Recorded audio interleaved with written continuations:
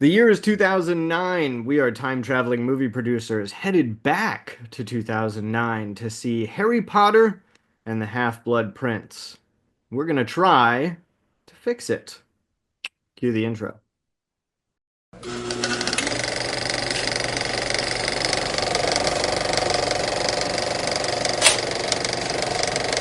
Welcome back to the Mirror Movie Universe, everybody. We're on the sixth Harry Potter film, so joining me once again for the first time, I'm just kidding, he's been here the whole time, it's Brian. Brian, how are you doing today? I'm doing great today, Dan. It's a beautiful Saturday here in North Carolina, where at least I'm recording, and I'm looking forward to diving back into the Harry Potter series. It's been a I've couple been since we've been in it, so I'm looking forward to getting back. it's been a while. We've taken some time off to really get this one right. I've been practicing. Have you been practicing? Oh, 100%. And I reread the whole series for this. So it's fresh, it's real, and I'm ready to fix it. I'm Let's ready. do it, man. All right, before we do that, Brian and I have a special treat. We're gonna do a performance for you. I've been practicing, he's been practicing. Snape, Snape, Severus Snape, Snape, Snape, Severus Snape, Snape, Snape. Snape. Severus Snape. Yeah, I'll dive in. We did not practice that. That was unrehearsed. That was on the fly. I don't know if Dan was thinking that or not, but there we are. What the the best part of this is that I sent you that clip of the Harry Potter Puppet Pals, and I was like, "This is hilarious." And if you were alive when YouTube was, starting, Mhm. you knew that you like it was one of the most famous things on there, and you're like, "I've never seen this before." I've never seen that before. Yeah, I remember you saying that, and I like never heard of it. Mm-mm. And it still pops in my head. Like I'll be in the shower and I'll just be like, That's like me at every time it really one of my kids says it really hurts. And then I'll look back and go, it really hurts, Charlie. It really hurts. In like a thick British accent. For all of my Northern Irish family that watches these, they text me like, I saw you on YouTube. So yeah, there's my British accent for you. I absolutely love it. I love your British Oh, accent. All yes. right, let's dive in. Before we talk about the what we like about the movie and ultimately what we would fix about it, we're going to talk about what happens in it. I'm going to try to do this in like 3 minutes. Like you can time me. I'm going to try to just get it all. All right, if you can do it in that short a time, man, you good luck. Uh, However many seconds that is, 180 seconds on the clock. Here we go. So, Harry Potter is back at Hogwarts. Before we get to Hogwarts, though, Dumbledore shows up. No Dursleys in this one, and is like, "Hey, come and recruit this teacher with me." So he goes to recruit Slughorn. We get to meet him. We assume that he's going to be the next Defense Against the Dark Arts teacher. Twist: he is not. He's the new potions master, and not the Defense Against the Dark Arts teacher. That position has gone to Snape. But we're back at Hogwarts, and everything seems to be kind of back to normal, which is weird because for the last three movies it hasn't been. We're playing Quidditch again. We're going to classes again. There's joy and fun and warmth in this school like we haven't seen really since like the second movie, which is really really nice. We get to see like different classes and different characters kind of just hanging out at the school.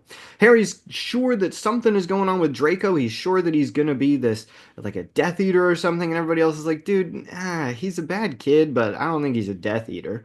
But that's a subplot that we have going on. At the same time, Harry winds up taking potions and finds out that without Snape teaching it, he kind of likes it. And he winds up with this book, this old potions book that is from the Half-Blood Prince. And who is that? Do we really care? That's kind of a subplot mystery as well. He wins the this vial of liquid luck. And then the third subplot that we have going on, or the third plot point that we have going on, is Dumbledore is collecting memories about Voldemort, trying to figure out why he's evil, what his ultimate thing is, and how to defeat him. So we get some flashbacks to see what Voldemort is like. All of that really comes to a head. Harry uses the liquid luck vial to take a memory from Slughorn that they go back and watch and realize that Voldemort has created Horcruxes. Seven is the magic number.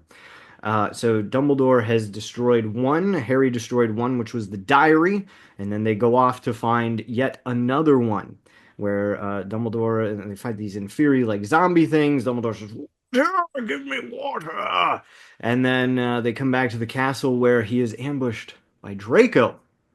and there's a very tense standoff there. Ultimately, Snape winds up killing Dumbledore, and everybody like raises their wands up to the sky. And then Harry's like, "Hey, by the way, that wasn't even one of the Horcruxes. That sucks." Roll credits. Did I miss Yeah. anything big? I mean, yeah, but in terms of like basic plot, you hit it at 2 minutes and 28 seconds. So, um, Beautiful. well done. Um, What is there anything else worth mentioning? Because I did skim through. Oh, the Weasley's house is burned down, but that doesn't really have a lot of impact on the plot. yeah. Um, I would say the major things because we've only talked about them recently. Finally, we see the Wizarding world fully believes Harry and sort of recognizes that yes. Voldemort's back, the world's beginning to fall apart. With Voldemort's now uh, asserting his dominance more widely across the magical world and even the Muggle world. And also very importantly, Harry now has a relationship with Ginny. So that, because again, we've talked about this in other podcasts, like you and I have disagreed about the importance of huge events in the books and or movies, but finally that relationship comes to full fruition. Harry is now sort of with Ginny by the end of the story. So they're together. Um, in fact, Draco was a Death Eater, and very importantly, it is Snape that kills Dumbledore. Mhm. And so this hatred, this deeply rooted hatred that Harry always had against Snape, has now solidified into like the worst version of hatred. Yeah. Of all people in the world, Harry needs to kill Voldemort by default, and then he wants to kill Snape, and that Yes. hate still lives very strongly in him. So otherwise, yeah, I think you hit the bigger things. Slughorn's important, but we didn't really talk about him much. But Horcruxes, of course, are the big Yes. plot driver. Is like we've got to find these Horcruxes. We got to figure out what Voldemort was doing with them, how many he wanted, and why, and then trying to find them. Yeah. So. Now, interestingly, this is not my favorite book. It might be my least favorite, and it is my one of my more favorite movies. So we have a huge disparity there. But before I talk about what I love, Brian, what do you love about The Half-Blood Prince? So, it's typical that we start with of course what we like and particularly actors that we like. And I don't know the actor's name. I didn't take the time to look it up, but I think they perfectly describe and perfectly portray Slughorn in this movie. Jim Broadbent, because I did look it up. Good job. He like they nail it. Granted, Jim Broadbent is a little bit skinnier than the way he's depicted in the books, but otherwise the vanity that he has, he really likes the set. And you meet him when you first meet him, he's captivated and drawn to Harry because Harry's powerful and he's famous and he's all the things that Slughorn desires. And Slughorn comments that he didn't teach Sirius, but he taught his older brother Regulus. And he's like, I would have liked the set, right? He's a collector. He likes to have famous and attractive and powerful people in his sphere of influence. Hmm. And I think that captures, I've always been like struck by this. I think it captures a certain kind of vanity of teachers, Yeah. right? So you take a certain kind of pride in the success in your students. Any good teacher does. But particularly this vanity can come up in like, oh yes, I taught that person, or oh yes, this Yeah. person came through my school, or there is this like special teacher vanity that you gain some version of self-worth in the success of your proteges and progeny. So and they capture that I think really well. Likewise, they capture his cowardice, that he's afraid of Voldemort and he really is afraid of picking a side. He comes back to Hogwarts not because he believes in even Dumbledore or the goodness of the cause. He comes because he wants to teach Harry. He Yeah. wants Harry to be part of his set. And I think they do this so well and they keep going back to it in the story. It's like they really do get to the heart of it. So I always really like how they portray Slughorn in it. Let me just piggyback. It's also nice to see a Slytherin who's not just like a racist or like a just mean person. Like there are different, like Slytherins aren't just all evil. Like it is kind of conniving and manipulative and wanting to get famous off of the people you teach. And so it's nice to see finally like some nuance in what a Slytherin is. So I'm glad you make this point because it is one of the irritations I have throughout is that all of these houses like pigeonhole these characters Yeah. in such a way that they're caricatures of their houses. Like it would nice. I think ambition. This is just true. Ambition is a good thing. People that are ambitious do good things. You can, of course, ambition can become a vice, not a virtue. But it's okay to be a Slytherin. I wish they did have like a genuinely good Slytherin, one who's just like powerful and influential, but like good. Yeah. Um, but that isn't the way that they generally characterize these things. So, yeah, so I really like Slughorn. Um, I really like his relationship with Hermione here too. I've said it Mhm. many times that Hermione's my favorite character. Um, and Emma Watson plays her wonderfully. But Harry gets some time with Hermione. He gets it again in book seven or movie seven.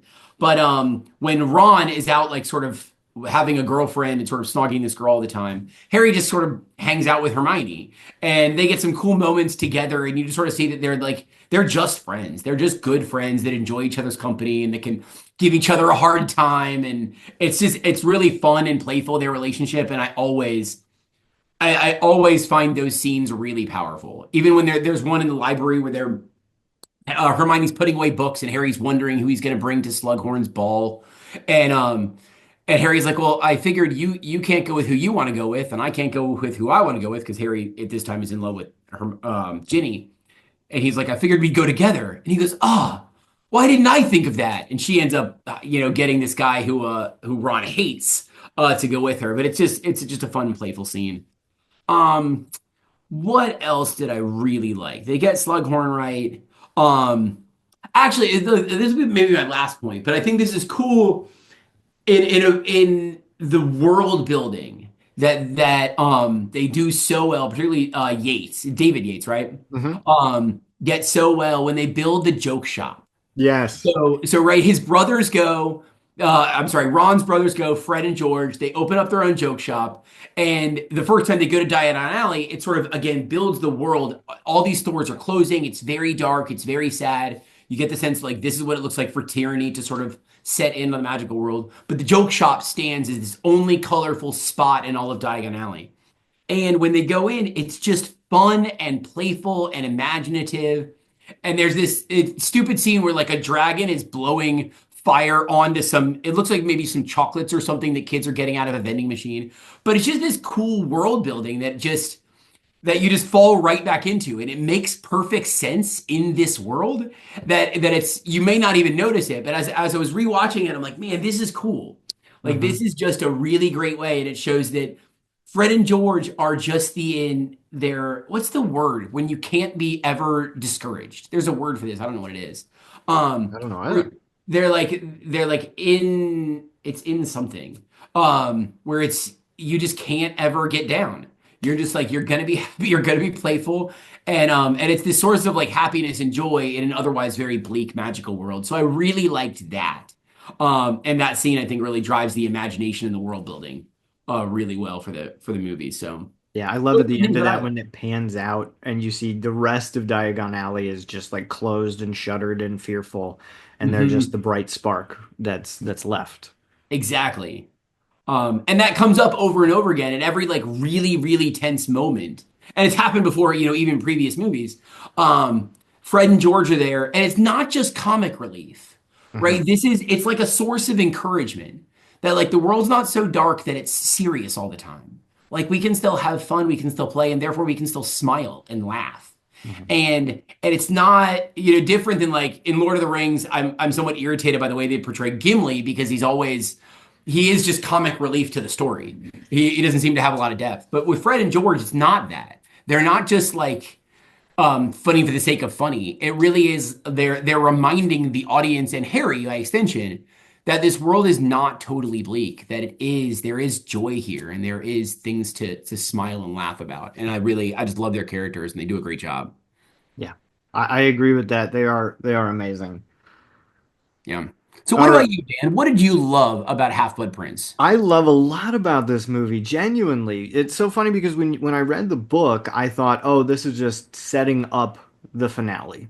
And I thought that I would feel the same way with the film, right? So I go and I watch the film, and I am so in love with it. It takes me back to Harry Potter 1 and 2. It's so nice to see Hogwarts without Dementors, without the Triwizard Tournament taking away from what Hogwarts normally is, without Umbridge running it all. It's so nice to be back to what it was before, and we get more classes, and we get Quidditch again, and we get Harry hanging out in the library and figuring out who's gonna, like you said, who they're gonna take to Slughorn's little party thing, and it's so fun, not just fun, it does two things. One, it helps build that world and flesh out Hogwarts a lot more because it feels very rushed in those other films. They're focusing on other things. You don't get that whole world of Hogwarts like we do. And the other thing it does is it kind of brings back those memories, those fond memories. I've heard you wax poetic on many an occasion about hearkening back and being the word is escaping me right now, but about how that those things are good, the thing nostalgia. Thank you. I'm sorry, uh, yeah. thank Gosh dang it, nostalgia, about how nostalgia is good and wonderful to bring back, and it reminds us what we're fighting for. It reminds us what we care about. It reminds us so much what's in that world. I absolutely love that so much, that we get that world building, that we get that time at Hogwarts with everybody. I love the moment when Dumbledore dies. It's so beautiful. It's so well done. Michael Gambon does such a good job as Dumbledore. And it's so layered. And this harkens back to J.K. Rowling and how she wrote it. But in that moment, he doesn't die for Harry. He Mhm. dies for Draco. Yeah. He does it. He's trying to save Draco until the last moment. He doesn't want to hurt him. He doesn't want to fight him. He's trying to talk him down. And he's doing everything to save Draco. He cares about this lost student. And then at the end, Snape is the one who kills Dumbledore. Again, to save Draco from committing murder, which J.K. Rowling describes as literally ripping your soul in half, like tearing it asunder. He does it to save Draco from that evil. Um, it's so beautiful in that moment, and it's not all about Harry, right? Everybody's like, oh, it's Harry Potter, it's his movie, he's the title character, yeah. But in that moment, they do everything to save Draco, both of them together, which is really really beautiful. I love the whole portrayal of Liquid Luck as Hmm. this. It's so good. I love Yeah. how it's written. I I love how they do it, and they go and they visit Hagrid, and he's got the spider and everything. I My favorite part about it is they have this whole plan. Okay, now you're gonna go here, and he takes a walk, and you're gonna run into him, and Harry's like, I'm just gonna go to Hagrid's. And I've always thought that that's what it would be like to live completely in God's grace, to just follow God's grace and to not have our own plans and our own intentions and our own machinations on the world, but to just, this is where I'm going to go. This is where I'm feeling that I need to go, and this is what's going to happen, and it all works out for the best because of that. Um, Jim Broadbent, you talked about.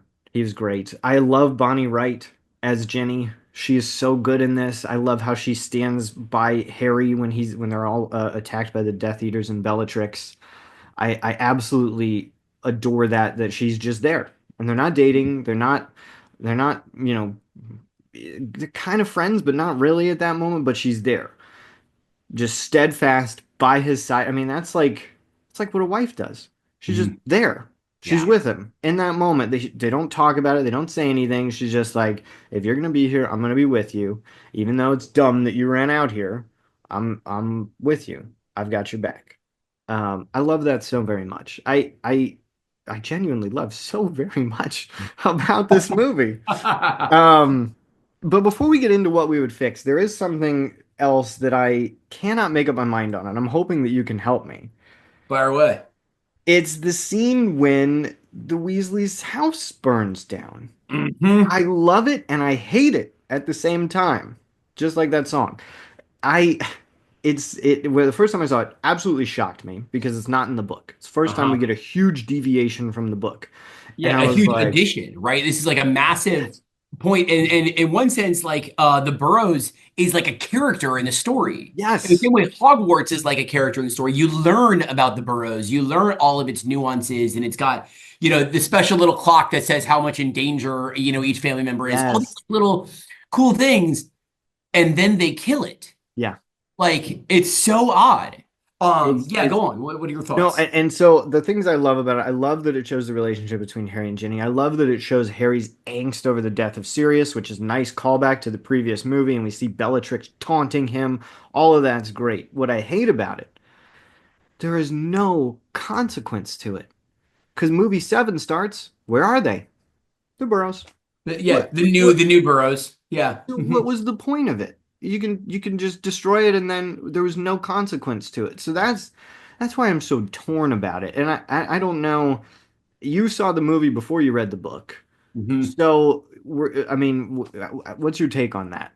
So it honestly, like, I don't like it. And when I realize that it's not in the books, then of course it like calls your attention to it because there's lots of times you're like, oh, that wasn't in the movies as I'm reading the books, but that's cool. Oh, that's a cool addition. There's just whatever. But this is like, oh, that was in the movies and that's not in the books. So then any good thinker is going to ask, well, what does it do? Like, what point is the director trying to make or the writers trying to make in this scene? Hmm. And I'm actually I think it was a totally unnecessary and distracting addition. Hmm. Um, I think there are lots of other ways. In fact, we'll get to this in my fix. Lots of other ways that you could have driven home Harry and Ginny's relationship. Hmm. Um, it doesn't. It sort of begins with Lupin, him describing like a rough night that he's about to have because it's always worse than the first night after the full moon. So but then that doesn't go anywhere. It doesn't really matter. Hmm. And you sort of see Fenrir Greyback, the werewolf that's evil, but he doesn't do anything. Right. And then they just destroy the house and then they're all home. Like it doesn't, and then like you said, there's no consequence. Even in the beginning of movie seven, they're back at the new Burrows. And the Burrows is it's the headquarters of the Order of the Phoenix after Dumbledore dies. Right. Like it becomes the headquarters. So now it doesn't seem to drive the plot forward. It doesn't tell us anything about the characters. I truly don't know why they thought that was an important, probably rather expensive addition to this story. Yeah. Uh, I don't get it. I I I'm lost myself. I This is the first one that, or it's not the first one. So the screenwriter Steve Clives comes back. He didn't do five. He comes back for six. But this is the first one that he is writing where he knows what's coming. He knows everything that's coming. So maybe he felt like he had free reign to add this in. Maybe he wanted to harken back to Sirius and drive home the death there since he didn't get to write five. I don't know. I'm just making this stuff up. Or it's possible, as I'm just like thinking about it again now, that they felt like there wasn't enough action. Like it Mm, is heavy dialogue throughout the story, and you do sort of like the big battle scenes or even the Quidditch scenes or something, but there really isn't any action in this movie at all. Only like at the very end, the flight from Hogwarts and Harry's trying to catch up to Snape, but beyond that, yeah, maybe it just added a little bit of suspense to the movie. yeah. I don't know. No, that's a good point because in the book it's much more cerebral. Who is the Half-Blood Prince? Trying to figure that out. Then you figure out it's Snape. Here it doesn't. It's not. It's hard to translate that to film. So maybe they did just want some more action. I don't know. Yeah. This is also very strangely rated PG. So you have Really PG-13 for I think Goblet of Fire, Order of the Phoenix, back to PG, and then you go PG-13 for the other two. So it's weird. kind of weird. It's Even with like the Septum Sempra, because you got that like all the blood across Draco's chest, and then Snape comes in and fixes it all. But that's yeah, interesting. yeah, yeah. So it's almost, and you and I have talked about this a little bit before, not being recorded, but it almost feels like an earlier adventure in the Yeah. Harry Potter world. So, all right. Anyway, all So right, we don't like fixes. that, but let's presume that's neither one of our fixes. Correct. You don't want to overplay that hand. Um. All right. So I'll go first. I think it's my turn now. For what I'd fix, and my fix, as I briefly alluded to earlier, is Ginny. Mm, Um. I don't like how they portray Ginny in this story at all. Um, because I think Ginny is a really strong female character. Yeah. She is a girl who grew up in a house full of boys. Yep. She's one of the boys. And they say this, in movie five. The reason why all of a sudden in movie five, she's like one of the gang, because Harry only very briefly goes back and stays with the Dursleys, and then he goes to the Burrows. And for most of the summer, he's just sort of spending time with the Burrows, and Dumbledore does this to protect Harry. But Harry mentions this that like all summer long, it was really the four of them hanging out the whole time. Yeah. So it felt weird when he gets back to Hogwarts and all of a sudden Ginny has a different schedule. She's a fifth year, or I'm sorry, she's a fourth year, not a fifth year. They're worried about the OWLs. And this is like odd. But starting in movie five and then again six, and then not in seven for important reasons, Ginny is just one of the gang. In the movie, she's sort of like this still like what's the word, like sort of superfluous character or tertiary character. Yeah. Yeah. Secondary, Um, maybe. yeah, she's sort of on the outside. And the first thing that I wish they had included, or wish they would have made point or driven home, is that Ron, when he starts like dating or sort of snogging Lavender all the time, he does that because he has a big fight with Ginny. He makes a comment. Ginny at the time is dating Dean Thomas, Right. and Ron makes a point to Ginny and says, like, well, you guys are always snogging all the time. And she gets super mad and she gets in his face. And he goes, you're just mad because you've never actually kissed anybody before. And then she goes through everybody else's list and she goes, I'm with Dean. And I think she had a previous boyfriend, I don't remember. And Harry had Cho and Hermione had, who's the Crumb? guy? What? Victor Crumb? Victor Crumb, exactly. And Hermione had Victor Crumb. And Ron goes, do you think Hermione snogged Victor Crumb? She goes, of course you did. You didn't know that? And then Ron now feels super self-conscious Yeah. because Ginny, like, I mean, she was cruel. She was mean because again, she's defensive. She's a girl who's been raised in a house with a bunch of boys. Um, and then Ron gets really self-conscious, and then the first like victory he gets, he's like, I'm going for it, and I'm gonna make out with this girl. And he doesn't even like her. Like, never does he actually like Lavender. He's just like, I gotta sow my wild oats. I gotta get this out of my system. Yeah. Yeah. Um, so that's the first one. And then the second one is that she, throughout the whole time that Harry Potter's reading The Half-Blood Prince, Ginny hates it. Yeah. And she hates it because Because of the diary. because the diary, exactly. Like they don't even make this point that for Ginny, it's like, oh my gosh, you're getting controlled by a book that you don't know where it came from, and it's got spells you don't understand, and it's helping you be this kind of person, and you're like obsessed with this. Um, like this is the diary all over again. And so she's constantly trying to get Harry, and Hermione's jumping on this too because she thinks Harry's cheating. Um, but this it keeps going back to this like I've been here before, Harry. I know what this is like, and you're playing with fire. Yeah. And you need to stop. And like both of those, I think it would make Ginny a more dynamic character, give her a little background. Like here's again, I keep saying it, but a girl who's just she's tough as nails. She plays Quidditch. She's got all brothers. She's tough. Hmm. And she's learned from her mistakes. Like there's a kind of wisdom in her as well. And that's partially what draws Harry to her. Of course, I mean he's like physically attracted to her. She thinks he's very pretty. But he also this is a girl who like is really an equal to Harry in a lot of ways. Oh, yeah. And I wish they had made that point more clear throughout this story. Otherwise, she's just like a kind of crying ex-girlfriend, and then it's like Harry's love interest. And she's so much more than that. Yeah. Um, and I wanted them to drive that point home. And I kept thinking after I read the books, but even throughout the story, you realize like Ginny is just this outside character, and there's just so much more to her that I wish that they had driven home. Yeah, I think that that's very fair. Maybe that was the attempt with the Burrows scene to give her something cool and BA to do. I don't know. But I love that. I love giving that character more to do. I think Bonnie Wright would do great with it. So Yeah, it would have been absolutely. awesome. And she and Carrie are so good together. Like they really are.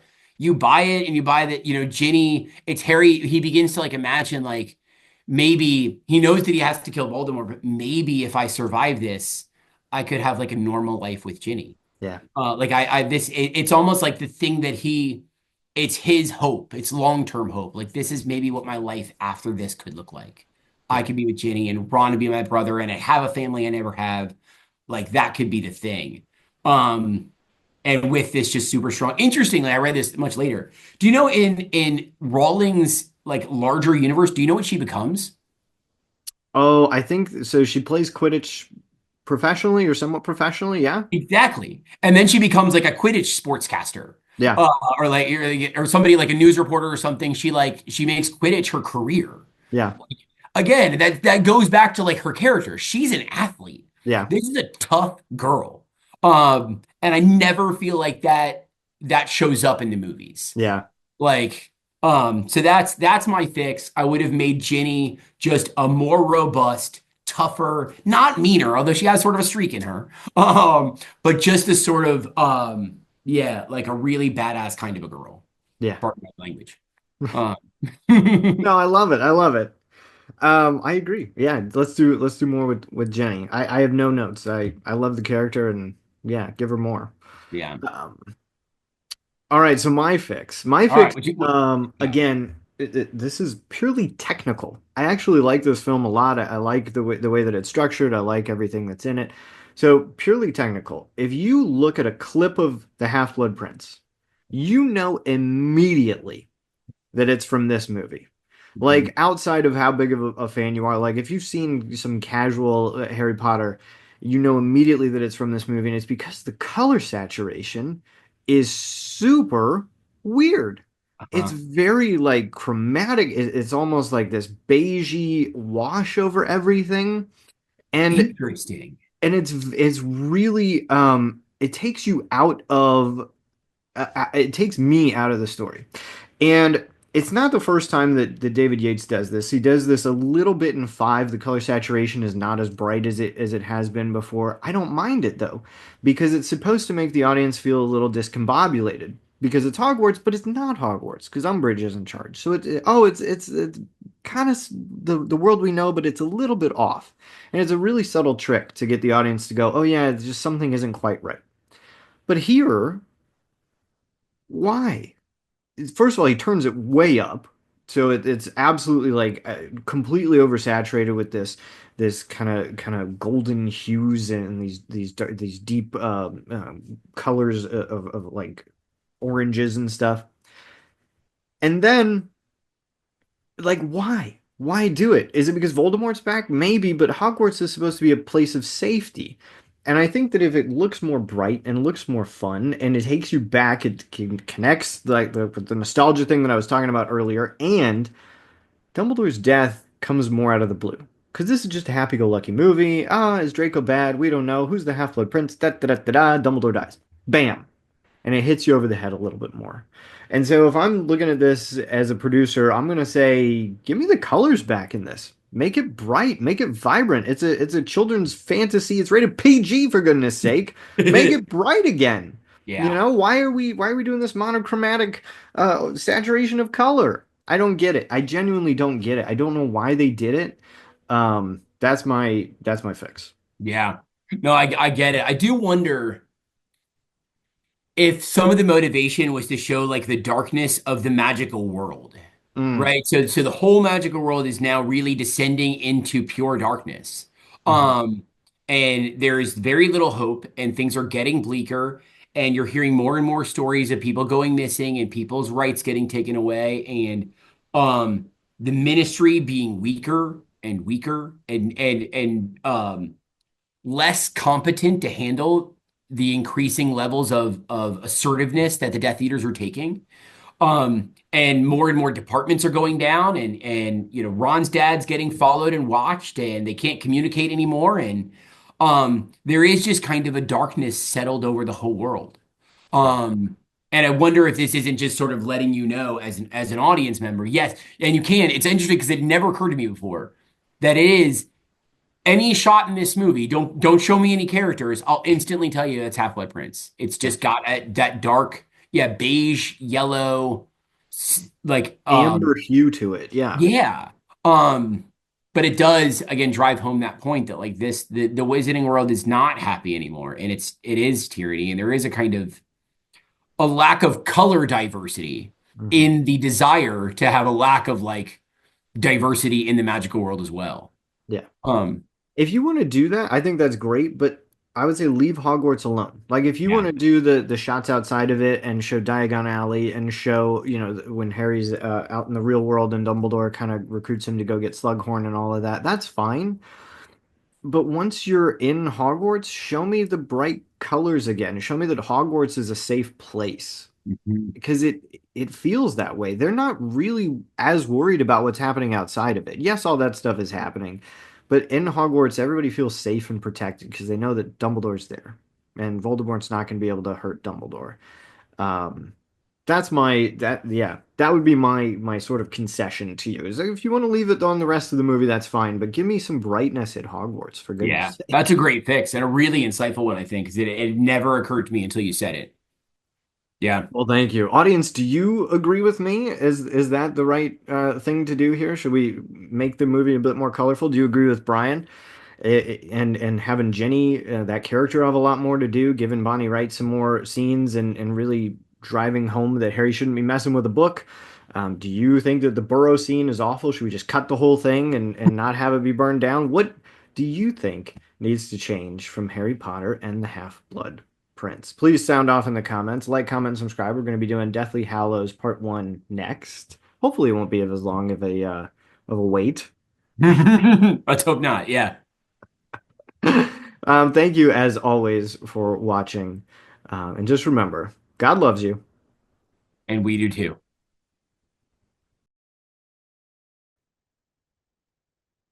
Snape, Snape, Severus Snape, Snape, Snape, Severus Snape, Dumbledore, Snape, Snape, Severus Snape, Dumbledore, Snape, Snape, Severus Snape, Harry Potter, Harry Potter, Dumbledore, Snape, Harry Potter, Snape, Harry Potter, Harry Potter, Severus Snape, Harry Potter, Dumbledore, Snape, Snape, Harry Potter, Severus Snape, Hermione, Harry Potter, Harry Potter, Dumbledore, Harry Snape, Potter, Harry Potter, Hermione, Severus Snape, Harry Potter, Dumbledore, Harry Snape, Potter, Snape, Harry Potter, Severus Harry Snape, Potter, Harry Potter, Dumbledore, Ron Harry Potter, Weasley, Harry Potter, Severus Harry Potter, Dumbledore, Harry